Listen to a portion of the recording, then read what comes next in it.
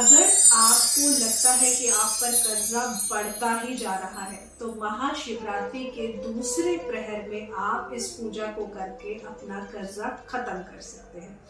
आपको करना क्या है, आपको मिट्टी के नंदी बनाने हैं।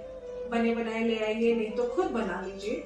मिट्टी के नंदी बनाकर महाशिवरात्रि के दूसरे प्रहर में घर में उनको स्थापित कर घर में थोड़ा सा गंगा जल और कच्चा दूध छिड़क कर आप किसी भी शिवलिंग के पास जाकर वहां पे इनको रख आइए।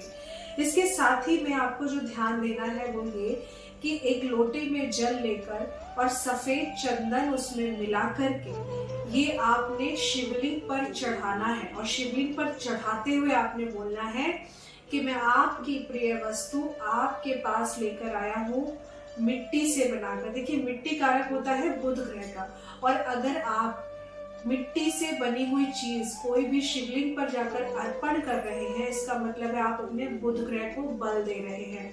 तो ऐसे में ये उपाय आपको दूसरे प्रहर में ही करना है।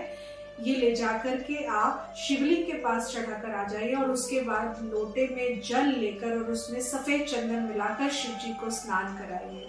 ऐसा करने से आप देखेंगे कि आपको जो लॉसेस हो रहे थे या कर्जा आपका जो बढ़ता जा रहा है वो कर्जा आपका खत्म हो जाएगा। लेकिन ध्यान देने वाली बात यह है कि मिट्टी से बने नंदी आपने सिर्फ एक ही बार चढ़ाने हैं, लेकिन जो जल चढ़ाने की क्रिया आप शुरू करेंगे आपको 21 दिन लगातार करनी है।